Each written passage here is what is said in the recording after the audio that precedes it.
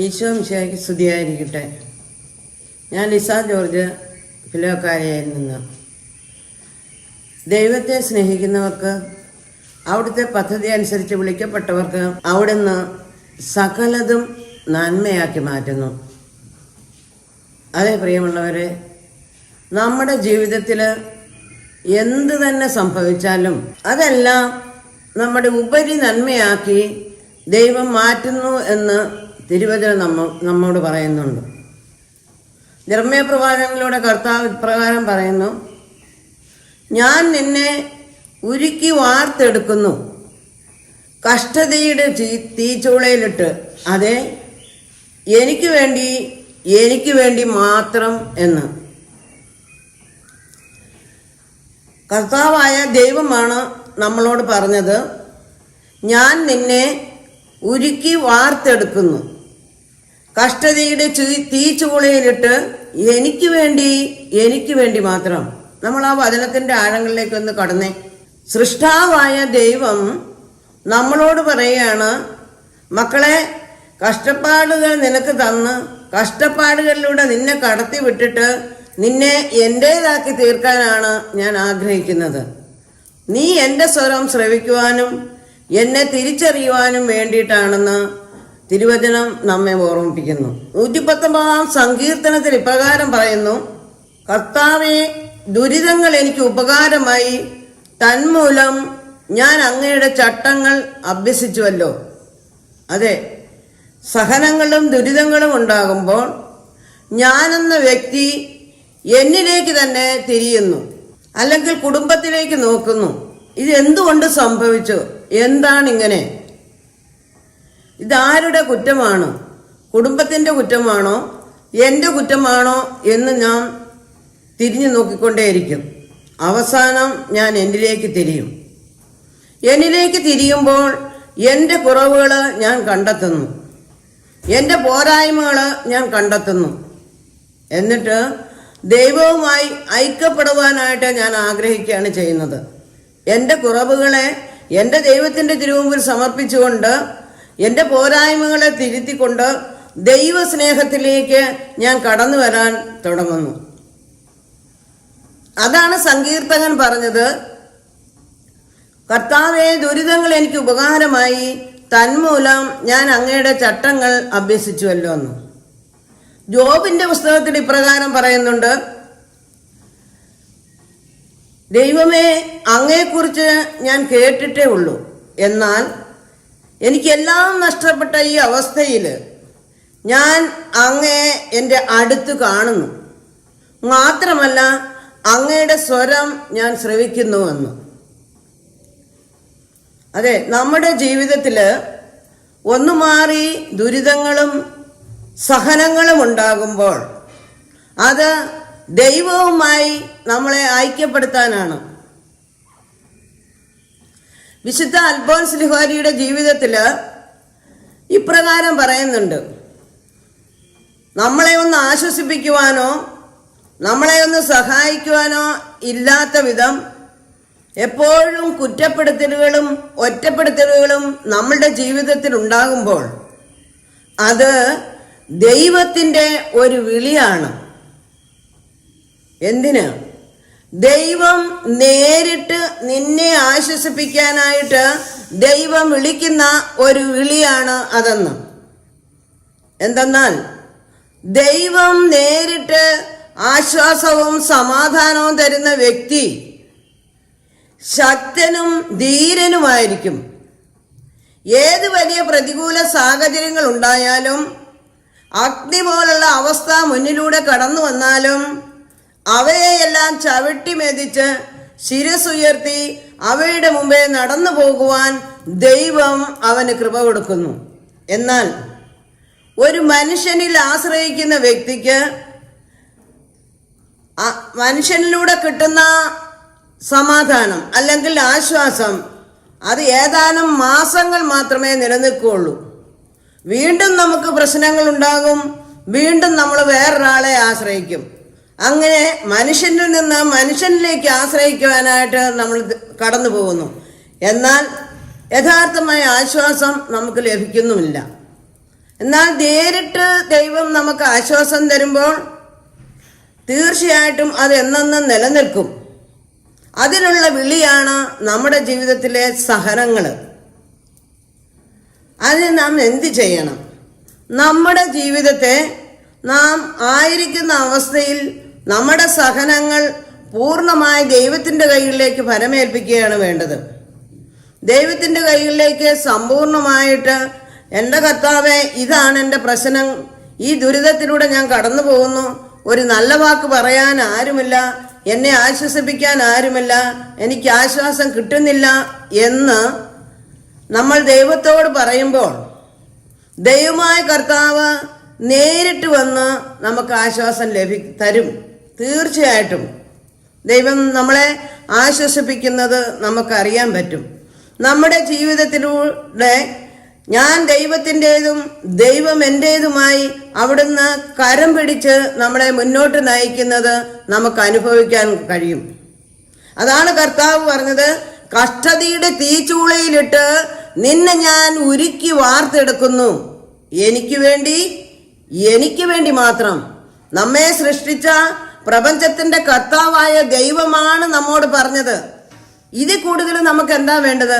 മകനെ, മകളെ, എനിക്ക് വേണ്ടി നിന്നെ എൻ്റേതാക്കി തീർക്കാനും ഞാൻ നിന്റേതായി തീരാനുമാണ് ഈ സഹനങ്ങളിലൂടെ നിന്നെ ഞാൻ കടത്തിവിടുന്നതെന്ന്. സ്നേഹമുള്ളവരെ, അലൻ എമസിന്റെ യേശുവിൻ്റെ കണ്ണുകളിലൂടെ എന്ന ആ പുസ്തകത്തില് ഒരു സംഭവം വിവരിക്കുന്നുണ്ട്. അതിതാണ്, യേശുവും ശിഷ്യന്മാരും ഒരു ഗ്രാമങ്ങളിൽ നിന്ന് മറ്റൊരു ഗ്രാമങ്ങളിലേക്ക് വചനം പ്രസംഗിച്ചുകൊണ്ട് നടക്കും. ഏത് ഗ്രാമത്തിലെത്തുമ്പോഴാണോ രാത്രിയാകുന്നത് ആ ഗ്രാമത്തിലെ സത്രത്തിൽ തങ്ങിയാണ് പതിവ്. അങ്ങനെ അവരൊരു ഗ്രാമത്തിലെ സത്രത്തിൽ തങ്ങിയിരിക്കുന്ന സമയത്ത് നേരം വെളുക്കാറായപ്പോൾ ഒരു വലിയ അലറി കരച്ചിൽ കേൾക്കുന്നു. യാക്കോബ് ശ്ലീഹ പെട്ടെന്ന് എഴുന്നേറ്റ് അങ്ങോട്ട് ചെല്ലുമ്പോൾ നെഞ്ചത്ത് കുത്തേറ്റ് ഒരു പടയാളി അവിടെ കിടക്കുന്നു. യാക്കോബ് ശ്ലീഹയെ കുറിച്ച് പറയുന്നത് ആർദ്ര ഹൃദയനും ദയാലുവും എന്നാണ്. യാക്കോബ് ശ്ലീഹ ഓടി ഈശോയുടെ അടുത്ത് ചെന്ന് ആ മനുഷ്യനെ സുഖപ്പെടുത്തണമേ എന്ന് പറയുന്നു. ഈ സമയമായപ്പോഴത്തേക്കും സത്രത്തിന്റെ ഉടമസ്ഥൻ വന്നിട്ട്, ഗുരുവെ സഹായിക്കണം, ഇയാളെ ഒന്ന് സുഖപ്പെടുത്തണം, ഇല്ലെങ്കിൽ റോമൻ പടയാളികൾ വന്ന് ഇവിടെ ഭയങ്കര ബഹളമായിരിക്കുമെന്ന്. കർത്താവ് അവന്റെ അടുക്കലേക്ക് നീങ്ങി അവനെ സുഖപ്പെടുത്തി. അതിനുശേഷം ഈശോ തിരിച്ച് വന്ന് ശിഷ്യന്മാരോട് പറഞ്ഞു, ഞാൻ അവനെ സുഖപ്പെടുത്തിയത് എന്തിനാണെന്ന് നിങ്ങൾക്കറിയാമോ? ഈശോ പറഞ്ഞു, ഞാൻ അവൻ്റെ കണ്ണുകളിലേക്ക് നോക്കിയപ്പോൾ അവൻ്റെ കണ്ണുകളിൽ മരിക്കാൻ ഭയമില്ലാത്ത ഒരവസ്ഥ ഞാൻ കണ്ടു, ഒരു ധീരത. എന്നാൽ വീണ്ടും ഞാൻ അവൻ്റെ കണ്ണുകളിലേക്ക് നോക്കിയപ്പോൾ അവന് അവൻ്റെ കുടുംബത്തെക്കുറിച്ച് അതിയായ തീക്ഷ്ണമായ ഒരു സ്നേഹം ഞാൻ കണ്ടു.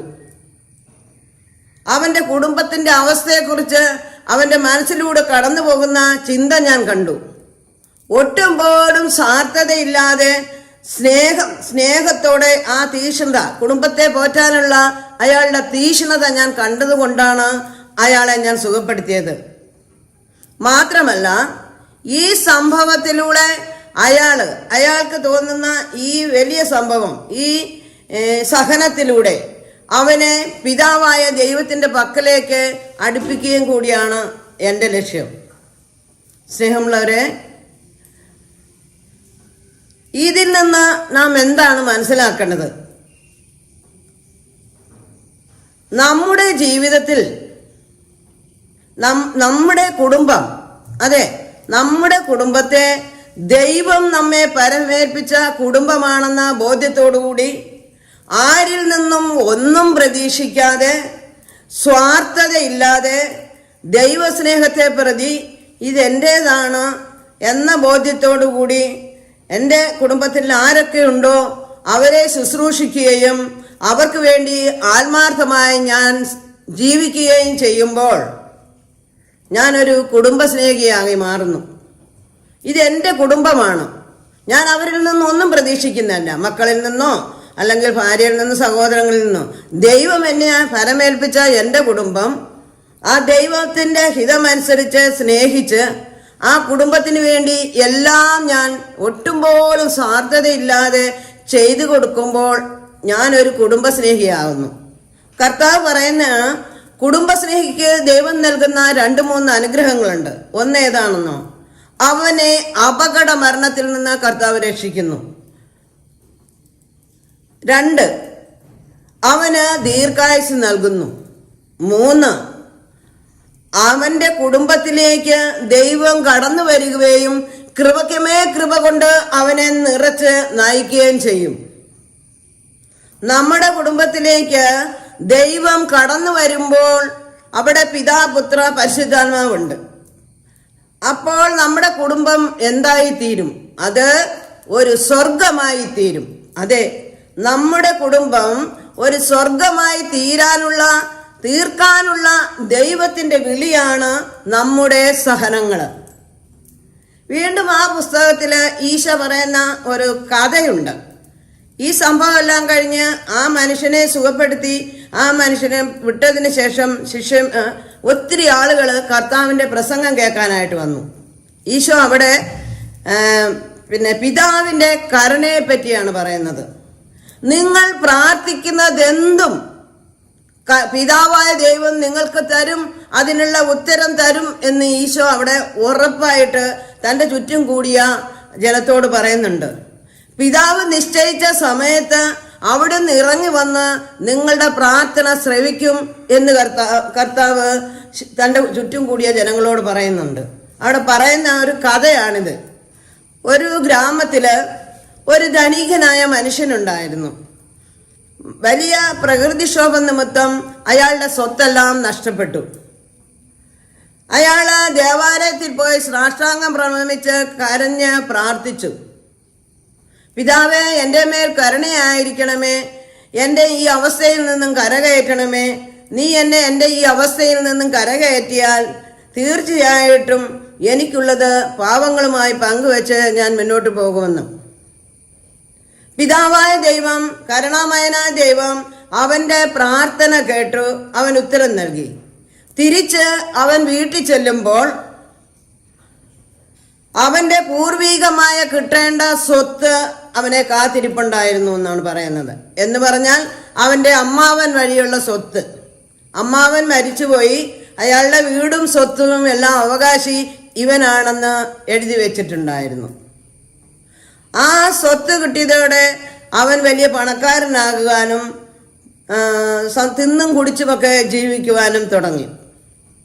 അങ്ങനെ ഇരിക്കെ അയാളുടെ അടുത്ത് ഒരു പാവപ്പെട്ട ഒരു അയൽവാസി ഉണ്ടായിരുന്നു. അയാളുടെ ബിസിനസ് എല്ലാം തകർന്ന് ഈ മനുഷ്യന്റെ അടുത്ത് വന്ന് സഹായം ചോദിച്ചു. ഈ മനുഷ്യൻ അവനെ അങ്ങോട്ട് കയറ്റിയില്ല എന്ന് മാത്രമല്ല, തൻ്റെ ഭൃത്യന്മാരെ അയച്ച് അവനെ ഇറക്കി വിടുകയും പിന്നെ വിളിച്ചവനെ പരിഹാസത്തോടെ പറഞ്ഞു, നീ ദേവാലയത്തിൽ പോയി ദൈവത്തോട് പ്രാർത്ഥിക്കുക എന്ന്. അത് പരിഹാസ സ്വരത്തിലാ പറഞ്ഞതെങ്കിലും ആ പാവപ്പെട്ടവൻ നേരെ ദേവാലയത്തിലേക്ക് പോയി. ദേവാലയത്തിൽ ചെന്ന് ആദ്യമേ അവൻ ദൈവത്തിന്റെ തിരുമുമ്പിൽ തൻ്റെ ഹൃദയം തുറന്നു.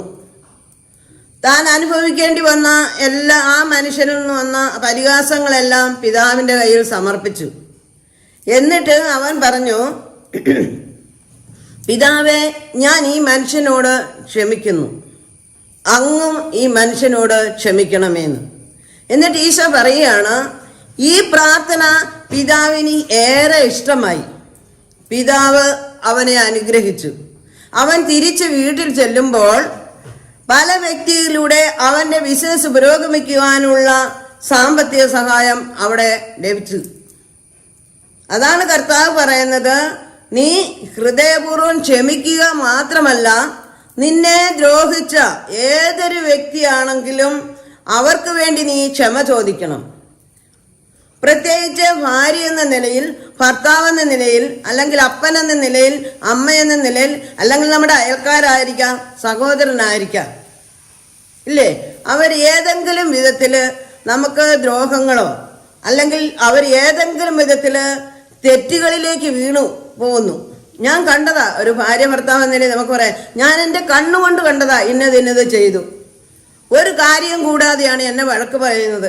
ഇത്രയെല്ലാം ചെയ്തിട്ടും എന്നെക്കുറിച്ച് ഒരു ആശ്വാസവാക്ക് പറയുന്നില്ല, ഒന്ന് അഡ്ജസ്റ്റ് ചെയ്ത് ജീവിക്കുന്നില്ല, അല്ലെങ്കിൽ എൻ്റെ അടുത്തിരിക്കാൻ ഒരു സമയമില്ല. എനിക്കെല്ലാം കൂടെ നോക്കുമ്പോൾ ആകെ വെറുപ്പും സങ്കടവുമാണ് വരുന്നത്. സ്നേഹിക്കാൻ തോന്നുന്നില്ല. എന്ത് ചെയ്താലും കുറ്റം പറയുന്ന അമ്മായിമ്മ, ഒരു സ്വാതന്ത്ര്യവും തരാത്ത അമ്മായിമ്മ. അങ്ങനെ ഒത്തിരിയേറെ സംഭവങ്ങൾ നമ്മുടെ ജീവിതത്തിൽ ഉണ്ടാകും. ഈശോ പറയുന്നതിൽ എന്താണെന്ന് വെച്ചാൽ, നമ്മുടെ കടക്കാരോട് നമ്മൾ ക്ഷമിക്കുന്നത് പോലെ നമ്മുടെ കടങ്ങളും നമ്മളോടും ക്ഷമിക്കണമേ എന്ന് പ്രാർത്ഥിക്കാൻ ദൈവം നമ്മളോട് പറഞ്ഞിട്ടുണ്ട്.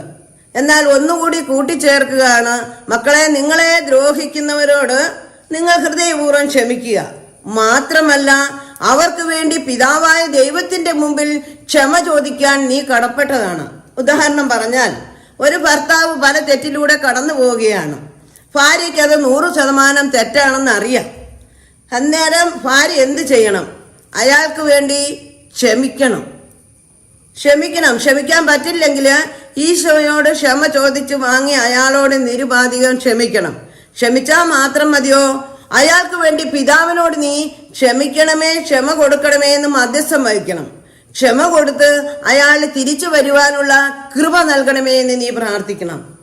എന്തെന്നാല് ഒരു ഭാര്യ എന്ന നിലയിൽ നീ അയാളോട് ക്ഷമിച്ചില്ലെങ്കിൽ ദൈവം അയാളോട് ക്ഷമിക്കാൻ കാലതാമസമെടുക്കും. ഇതുപോലെ തന്നെ ഓരോരുത്തരോടും.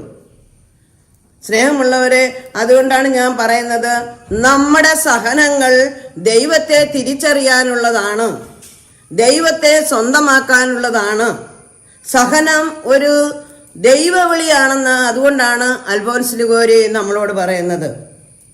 നമ്മുടെ സഹനങ്ങളിൽ തീർച്ചയായും എപ്പോഴും ദൈവം നമ്മളോട് കൂടെ ഉണ്ടായിരുന്ന് നമ്മളെ ആശ്വസിപ്പിക്കും. പ്രിയമുള്ളവരെ, അത് ഈശോയുടെ കൈകളിലേക്ക് അങ്ങ് കൊടുക്കുക.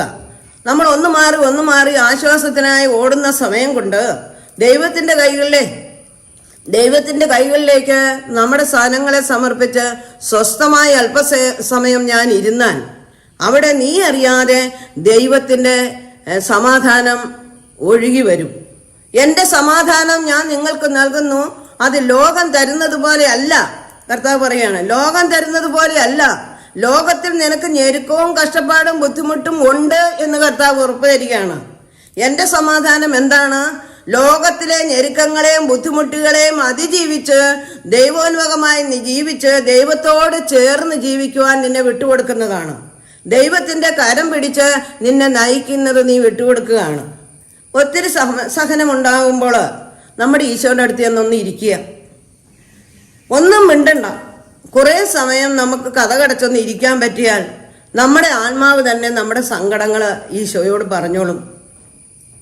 അപ്പൊ ഈശോ നമ്മളോട് പറയും, ഭയപ്പെടേണ്ട മകനെ മകളെ, ഞാൻ നിന്റെ ദൈവമല്ലേ, കരയരുതേ ഇനി എൻ കൺമണിയേ, ഞാൻ നിന്റെ കൂടെയില്ലേ.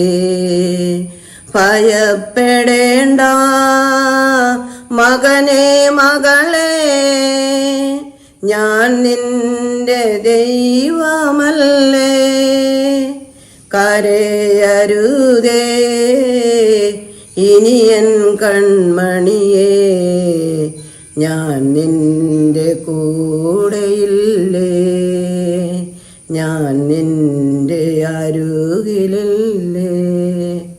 അതെ, നമ്മുടെ കൂടെ ഇരുന്ന് നമ്മുടെ അരികിലിരുന്ന്, അതെ, നിന്നെ ഞാൻ പാലൂട്ടുകയും തോളിലേറ്റിക്കൊണ്ട് നടക്കുകയും മടിയിലിരുത്തി ലാളിക്കുകയും ചെയ്യും. പെറ്റമ്മ പോലെ നിന്നെ ആശ്വസിപ്പിക്കുന്ന ദൈവമാണ് എന്ന് നമ്മോട് പറഞ്ഞ നമ്മുടെ സഹനത്തിന്റെ നാളുകളിൽ നമ്മെ മാറോട് ചേർത്ത് പിടിച്ച് ആശ്വസിപ്പിക്കുന്ന ആ ദൈവത്തിന്റെ ആശ്വാസം നിങ്ങൾ ഓരോ വ്യക്തികൾക്കും ഓരോ കുടുംബത്തിനും സർവശക്തനായ ദൈവം നൽകട്ടെ എന്ന് ഞാൻ പ്രാർത്ഥിക്കുന്നു. നിങ്ങൾക്ക് അത് അനുഭവിക്കാൻ കഴിയട്ടെ എന്നും ഞാൻ പ്രാർത്ഥിക്കുന്നു. ആമേൻ.